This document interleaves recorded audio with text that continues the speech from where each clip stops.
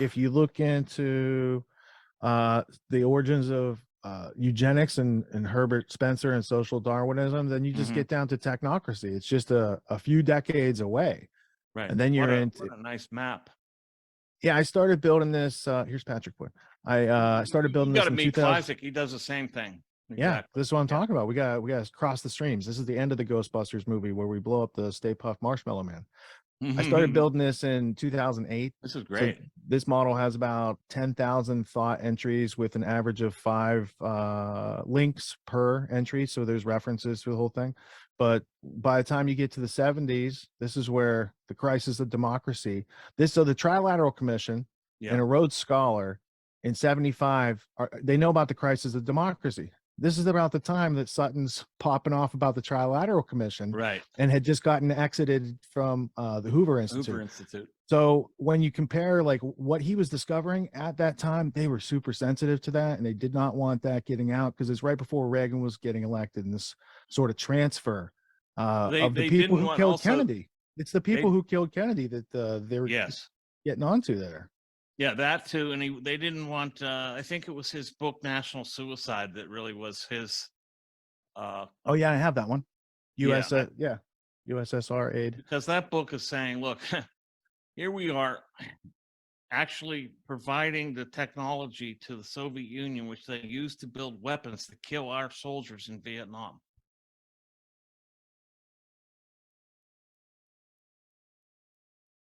And at the same time,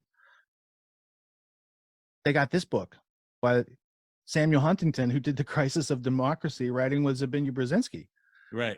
So they're talking about convergence or evolution. The whole plan was to converge the whole time since the 30s. And this is what Iserbyt's work showed. All along, they wanted to Sovietize the U.S. and merge the two systems into one.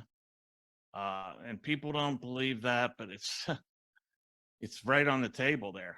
Yeah, so as Sutton's coming up with, hey, we're funding the Cold War. Not we, but the industrialists are funding the Cold War. And it's a fraud. These people were seriously making their turn. Yeah, they had just made their turn because, you know, when you go back to the same people that were running the communist frauds were also the same people that killed Kennedy. Yeah. And his family was not involved to that level in that project.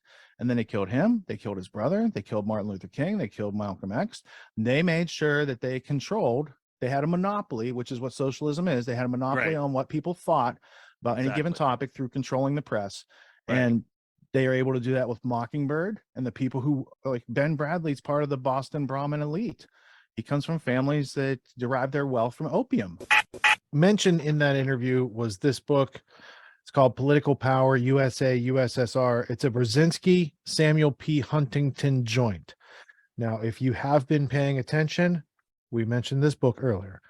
Samuel P. Huntington is mentioned throughout Sean Stone's New World Order because he's a Rhodes Scholar. So what you have here is a joining of a Rhodes Scholar mentorship program, right? Bringing forward the Anglo-American establishment, mixing it with the, well, he didn't fund Pol Pot for another 10 years. But Zbigniew Brzezinski working with under David Carter Rockefeller and setting up Operation Cyclone and building up the Mujahideen. And again, Nelson had Kissinger, David had Zbigniew. They bookends on American political statecraft. So in this book in particular, since it was mentioned, and we did talk about the Google Archipelago and this use of cybernetics to control people, these sort of things. This book is from 1963.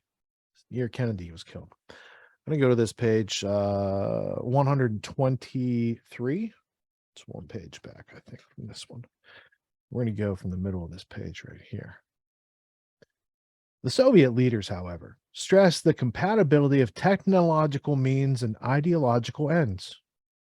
I wonder if this is going on today.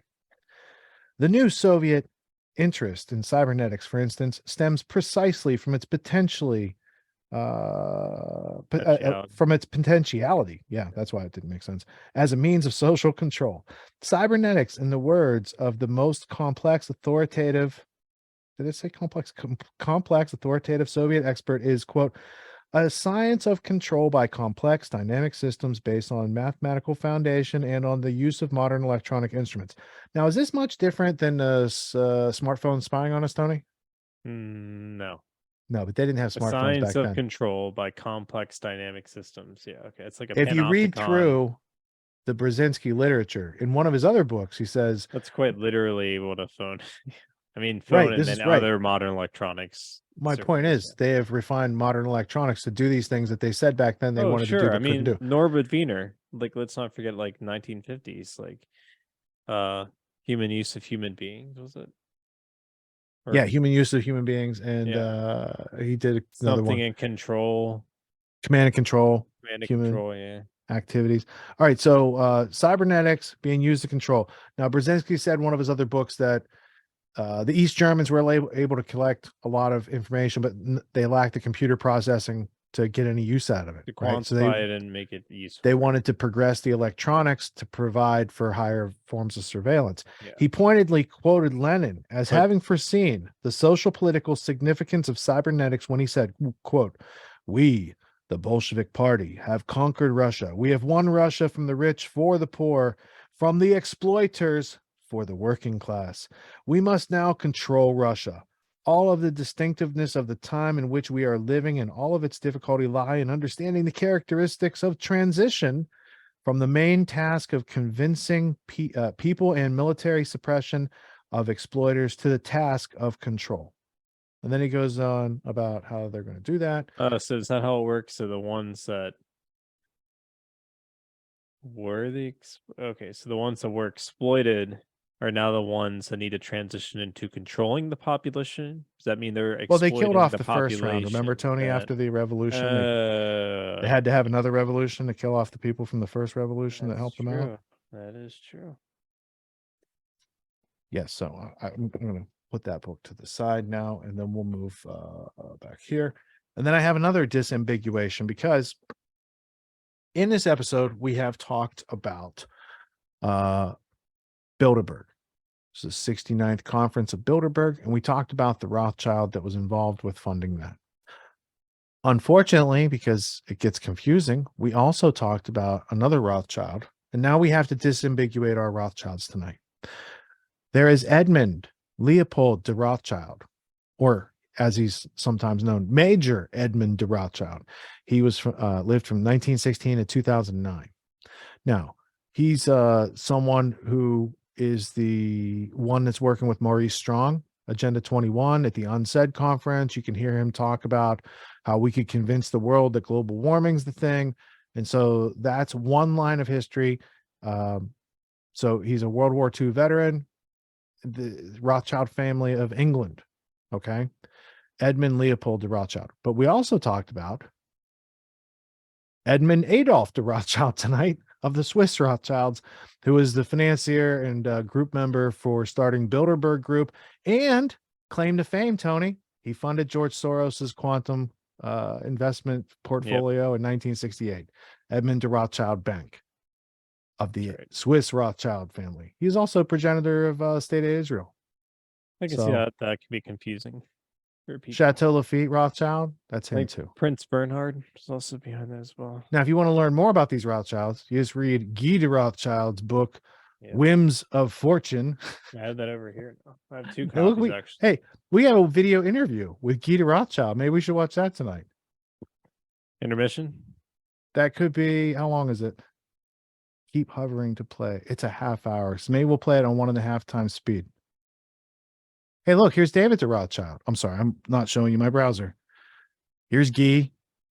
Here's David. He's the eco Jesus from back in the day, but now he's helping you to spy on cybernetic data. Well, he's the guy who, during the pandemic, what was the company called? Well, do you remember what it was called, Tony? He's on the board of directors presently of a data company that uses cybernetic data that tracked unwilling participants in the COVID. Right. I'm just saying, bringing it full circle. No. I'm curious. So what is it? Let me see if I can find it. It was like PredictWise. PredictWise. Go to predictwise.com. David Rothschild on the board of directors. And he's related to, if we go back to the first one, Edmund Leopold de Rothschild. This one right here, because here's David de Rothschild speaking at Google 2007 about his eco-Jesus phase before he caught up with the technocracy and the cybernetics aspects. Pointer Oh, argues. sorry. Pointer trying I'm to on the brain over here. Here we go. That's what I was trying pointing to to. debunk it, but that's about it. I'm slow on the Rothschild. button pushing. After That's not it. after only 13 hours of work, Grove began pushing buttons erratically. Predict wise, is that what it is? Yeah, you got it. Go ahead and Yeah, talk here so it you're on is. screen. Yeah. There we go. No, yeah, I'm sorry. Yeah. Let me do this. I'm gonna have to add that to his Okay. portfolio over here in the history blueprint. Our team, David Rothschild, co-founder. David is a PhD in applied economics from the Wharton School of Business at the University of Pennsylvania. He has written extensively in both the academic and popular press. His work pushes the boundaries on varying data and methods, polling, prediction markets, social media, and online data. This is all like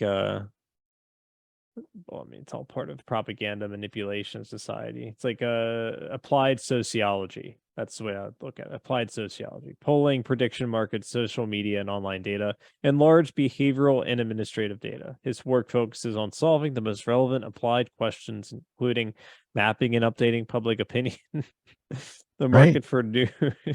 Nothing to be seen here, folks. this It's is all like conspiracy theory. how many generations removed from Bernays? I mean, Everything in the show tonight was generated by AI. Go back to sleep. There's nothing going on here. Go back to whatever you're doing. The adults are talking over here. That is absolutely hilarious. So yeah, then you got. All right, so I'm going to take you from here. I'm going to grab this little part right here next to the URL. And I'm going to drag it down to my brain model. And then I'm going to click that button. And I'm going to drag it over here to predict wise. And we're going to add it as an attachment so that now if I ever click on that again, it goes back to why it's there as an attachment. Right. All right. So now they transitioned from being hippie. Well, Tucker Daniel Carlson was Rothschild done with the to- bow ties. That's true. I'm not saying people And it change. looks like, Don't change. I mean, certainly you they know, do. But David was tooling around the now he's Goodwill. all cybernetics. He's like, you went from boats and cruising around the world to like, hey, I'm going to be into robots now. Yeah, here's like, his plastiki. Do you guys know about plastiki? Here you go. Green Profit. David de Rothschild sails away to Plastic Island. See, he's the guy who told everybody there was plastic in the ocean. Everybody, you know what? His uncle or great uncle. Let me go back here. A couple links in the history blueprint. Oh, first off, when I hit plastiki, did you guys see that or not? All right, so there's the article. Now I'll click back to the brain. And if we find Edmund Leopold de Rothschild right here, he's the one that talked about making pollution and global warming a thing. Yep. So there's a total continuity between generations across branches of the family. Oh yeah. Yeah. I mean, Right? they're So indoctrinating it's their not, young with the same propaganda and I'm ideology. not saying it's conspiracy. They're trying to promote.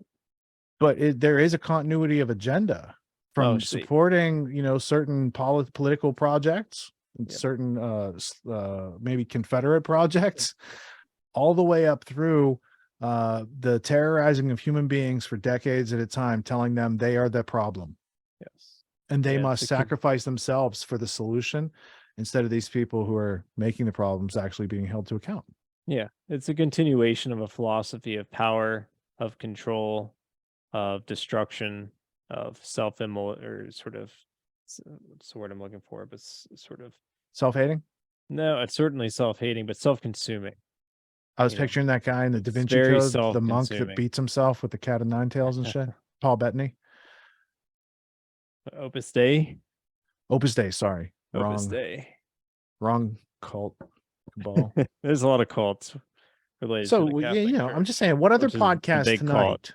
There's no other podcast tonight on the planet that's serving up Edmund Leopold de Rothschild next to Edmund Adolf de Rothschild, and helping you understand the world around you. Between the two, right? Yeah, exactly. And noting their importance in history. And neither one of them were the London School of Economics or the Economist Rothschilds. So just saying, they got a lot of bases covered. Wide influence. What makes the Grand Theft World podcast unique, invigorating, exciting, and informative? Most other podcasts out there are either doing straight up interviews or they're just covering the daily news. They're covering current events from the day they happened. And that is effective. It's useful. It's a great starting point. And then sometimes these current events change during the week past the first story. So we like to give it a little time. You have to wait till some of the dust settles on these stories in order to give them accurate coverage. And the other thing that's really missing in the media landscape is covering the articles that are coming out every day. That's great. That's necessary. But who's bringing in contextual history so that you can understand what has been going on for decades and decades to lead up to the machinations and actions that we see unfolding today? So what we do here on the podcast is we cover current events. Many of these things are censored, but we wait about a week. As a forensic historian, I focused mainly through my career on the history of globalism and collectivism and things that they call maybe the New World Order.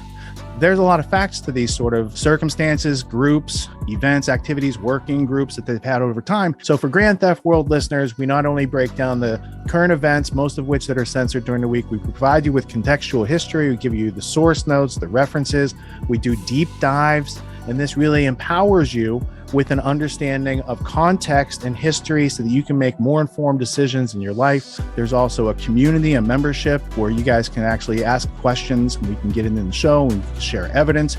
And there's a town hall weekly for Grand Theft World for those who listen to it and are interested in covering the stories that we don't get to during a 6-hour show. Listening to it an hour a day, you could easily consume the week's news, but you're going to have substance and meaning and context and understanding. And with that, you can make higher quality decisions in your life. So if you're interested in more quality in your life, go to grandtheftworld.com, click podcast at the top, and we'll see you there. Thank you. These allegations are false. This isn't Grand Theft Auto, folks. This isn't a video game.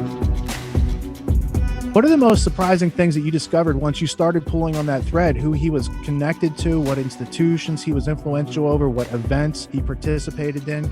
Come on, man. What are we talking about? Come on, man. No. You don't have to think about it, dude. I got this quote because you said you didn't know much about Klaus Schwab. I made it my job to, as soon as this happened, I'm like, okay, this guy's their front man. Let me learn about the official history of the World Economic Forum. I got their 40-year history. I got every book that Klaus Schwab has written or ghostwritten. I went through those books. This is one of the most interesting passages. Come on, man. Come